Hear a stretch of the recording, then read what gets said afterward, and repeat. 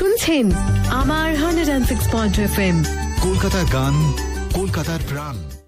পুরাকালে বারাণসীরাজ ব্রহ্মদত্তের সময় বোধিসত্ত্ব তার অগ্রমহিষীর গর্ভে জন্মগ্রহণ করলেন। তার মুখমণ্ডল পদ্মের মতো সুন্দর ছিল বলে পিতা মাতা তার নাম রাখলেন পদ্মকুমার।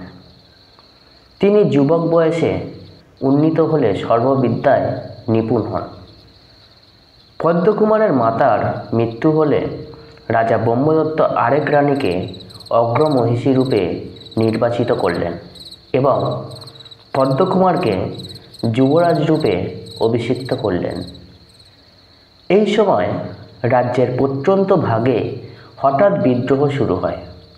বিদ্রোহ দমন করার জন্যে রাজা যুদ্ধে যাবেন বলে স্থির করলেন। রাজা যুদ্ধে যাবেন শুনে অগ্রমহিষীও তার সঙ্গে যাওয়ার ইচ্ছে প্রকাশ করলেন।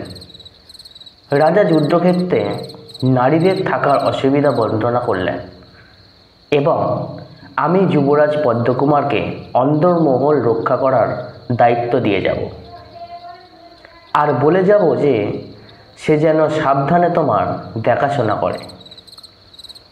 রাজা এরপর রাজ্যের প্রত্যন্ত অঞ্চলে গিয়ে শত্রু দমন করলেন।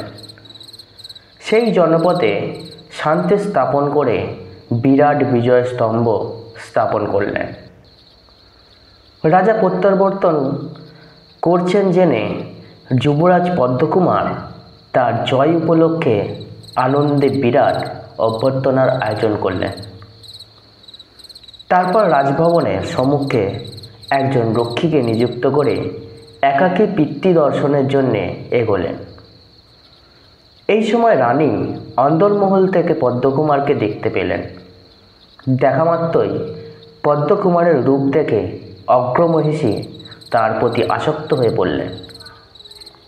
পদ্মকুমার যখন প্রতিদিনের মতো সেদিন পদ্মার আড়াল থেকে পিতার অগ্রমহিষীকে জিজ্ঞাসা করলেন, মা, আপনার জন্য কিছুই কি করণীয় আছে? সঙ্গে সঙ্গে উত্তর দিলেন রানী, আরে তুমি আমাকে মা বলে সম্বোধন করছো কেন? আমি তো তোমারই বয়সী। তুমি আমার ঘরে এসো, পালঙ্কে বসে কিছুক্ষণ কথা বলি। অগ্রমহিষীর মুখে এই কথা শুনে পদ্মকুমার অবাক হলেন। তিনি ক্রুদ্ধ হয়ে বললেন, আমার পিতার সঙ্গে আপনি এভাবে বিশ্বাসঘাতকতা করতে পারেন না। আপনি সম্পর্কে আমার মাতা, আমি আপনাকে কোনো মতে এই কাজ করতে দেব না। তবে তুমি মরিবে, আমি তোমায় মুণ্ডহীন করব। আপনি যা খুশি করতে পারেন। পদ্মকুমার একথা বলে চলে গেলে রানী ভাবলেন, যুবরাজ যদি আমার আগেই রাজার কাছে সব কথা বলে দেয় তবে তো বিপদ অবশ্যম্ভাবী। তাই তিনি রাজার আগমনের আগেই নিজের গা রক্তাক্ত করে তার ঘরে শুয়ে রইলেন। রক্ষীকে আদেশ দিলেন, রাজা এসে খোঁজ করলে বলবে আমি অসুস্থ। রাজা যখনই শুনলেন রানী অসুস্থ তখনই তিনি শয়নকক্ষে উপস্থিত হলেন।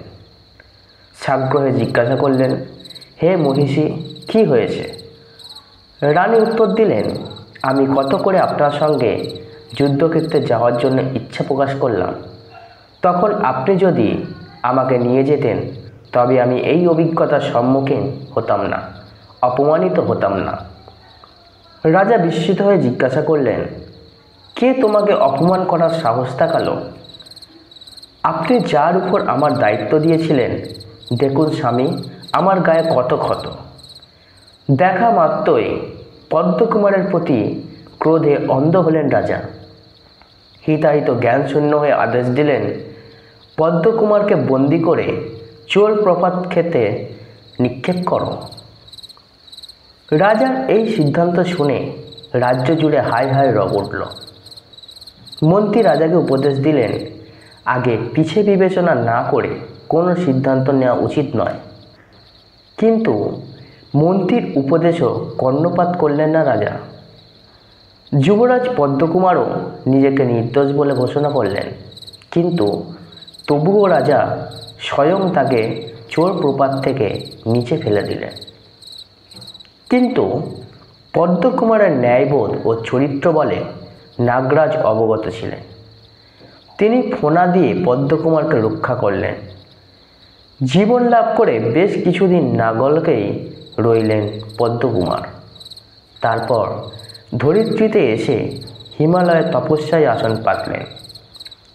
রাজা ব্রহ্মদত্ত এক কাঠুরের কাছে সে সংবাদ পেয়ে তাকে রাজ্যে ফিরিয়ে নিতে এলেন বটে, কিন্তু পদ্মকুমার তখন রাজ্য লাভে ইচ্ছুক নন। এই সময় প্রকৃত সত্য জেনে রাজা অগ্রমহিষীকে চোর প্রপাত থেকে নিচে নিক্ষেপ করলেন এবং শাস্তি পেল প্রকৃত দোষী।